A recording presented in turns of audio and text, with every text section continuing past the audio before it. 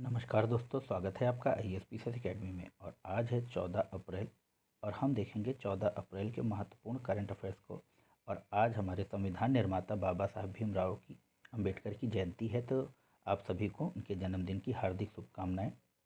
और जैसा कि आप जानते हैं कि इनका जन्म जो है 14 अप्रैल 1891 में तथा जो इनकी मृत्यु है या जिसको महान परिनिर्वाण बोला जाता है वह 6 दिसंबर 1956 में हुआ था।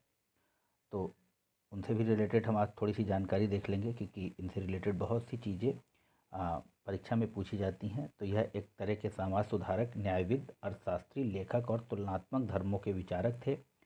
वायसराय की कार्यकारिणी परिषद में 1942 में श्रम मामलों के जानकार सदस्य बने। फिर नए संविधान के लिए मसौदा समिति के अध्यक्ष, जिसको आप ड्राफ्ट कमेटी बोलते हैं, भारत के प्रथम विधि मंत्री और मरणोपरांत भारत रत्न यानी कि भारत रत्न से सम्मानित किया गया, जो कि हमारे देश का सर्वोच्च सम्मान है, जो कि इन्हें 1990 में मिला।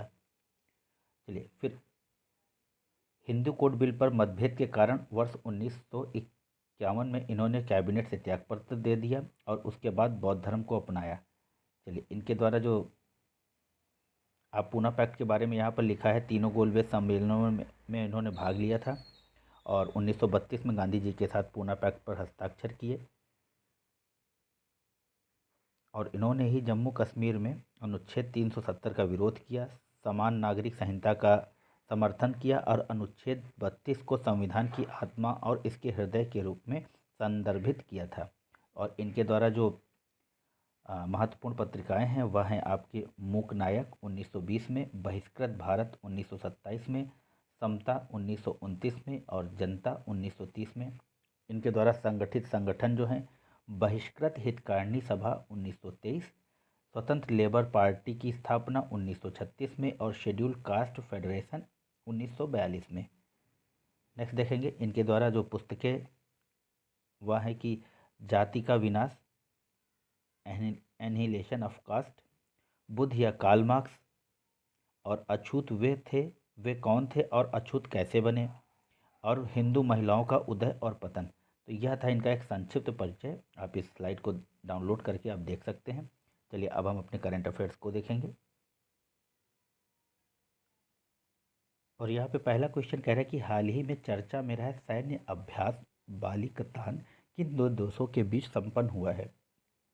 ऑप्शन है आपके पास भारत अमेरिका, बी में है भारत जापान, सी में अमेरिका फिलीपींस और डी में फिलीपींस चीन। और दोस्तों, इसका सही आंसर है ऑप्शन सी, अमेरिका फिलीपींस। और दोस्तों, इस वीडियो को ज़्यादा से ज़्यादा लोगों तक शेयर कीजिए, जिससे कि मेरा भी हौसला अफजाई होती रहे। 2 नंबर कह रहा है कि हाल ही में गोंड पेंटिंग को GI टैग प्रदान किया गया, यह किस प्रदेश से संबंधित है। ऑप्शन है आपके पास ए में बिहार, बी में छत्तीसगढ़, डी में झारखंड और सी में झारखंड और डी में मध्य प्रदेश। और जो सही आंसर है दोस्तों वह है ऑप्शन डी, मध्य प्रदेश की गोंड पेंटिंग को।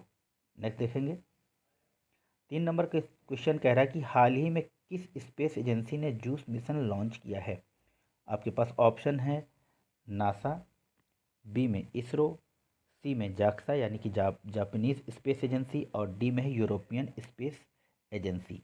तो जो सही आंसर है दोस्तों वह है option D, European space agency ने बृहस्पति और उसके बर्फीले चंद्रमाओं के अध्ययन के लिए यह मिशन लॉन्च किया है। और यह जो है 2031 तक इसका अध्ययन करेगा या यहाँ तक पहुँचेगा। और इसका जो फुल नेम है वो है जुपिटर आइस मून्स एक्सप्लोरर। और यह फ्रेंच गुयाना के एरियन 5 रॉकेट से लॉन्च किया गया है। चलिए, नेक्स्ट क्वेश्चन देखेंगे। हाल ही में देश की पहली अंडर वाटर मेट्रो का परिचालन कहाँ किया गया। तो ऑप्शन है आपके पास ए में मुंबई, बी में कोच्चि, सी में कोलकाता और डी में गोवा। और ऑप्शन जो है वह है option C, Kolkata. Next question देखेंगे, सेंट्रल विस्टा की तर्ज पर उत्तर प्रदेश में बनने वाले नए विधान भवन के निर्माण के पूरा होने का लक्ष्य कब तक रखा गया है। तो देखिए, उत्तर प्रदेश में भी नया विधानसभा के भवन का निर्माण हो रहा है। तो इससे रिलेटेड क्वेश्चन आने वाले दिनों में ज़रूर आएंगे आपकी परीक्षाओं में। तो ऑप्शन है 2025, बी में 2026, सी में 2027 और डी में 2028। और जो सही आंसर है वह है ऑप्शन सी, 2027। और मित्रों निरंतर अभ्यास करते रहें, क्योंकि निरंतर अभ्यास ही सफलता की कुंजी है। और आपने जो मेरे द्वारा ध्येय आईएएस का जो प्रैक्टिस सेट कराया जा रहा है, आप अगर उसमें एनरोल नहीं हुए हैं तो आप उसको ज़रूर देखिए, क्योंकि उसमें बहुत महत्वपूर्ण क्वेश्चन है। और आपने अभी देखा है कि जो यूपी पीसीएस का रिजल्ट आया उसमें ध्येय आईएएस के कितने बच्चे आए हैं। करीब 37 डीएम में से 18 डीएम उन्हीं एसडीएम उन्हीं के कोचिंग से बने हुए हैं। चलिए नेक्स्ट क्वेश्चन देखेंगे। उत्तर प्रदेश के किस जिले में हाल ही में विश्व का पहला एशियाई किंग गिद्ध यानी कि जटायु संरक्षण केंद्र बना है? ऑप्शन है ए बहराइच, बी में बलिया, सी में महाराजगंज और डी में गोरखपुर। और सही आंसर है ऑप्शन सी महाराजगंज। नेक्स्ट देखेंगे।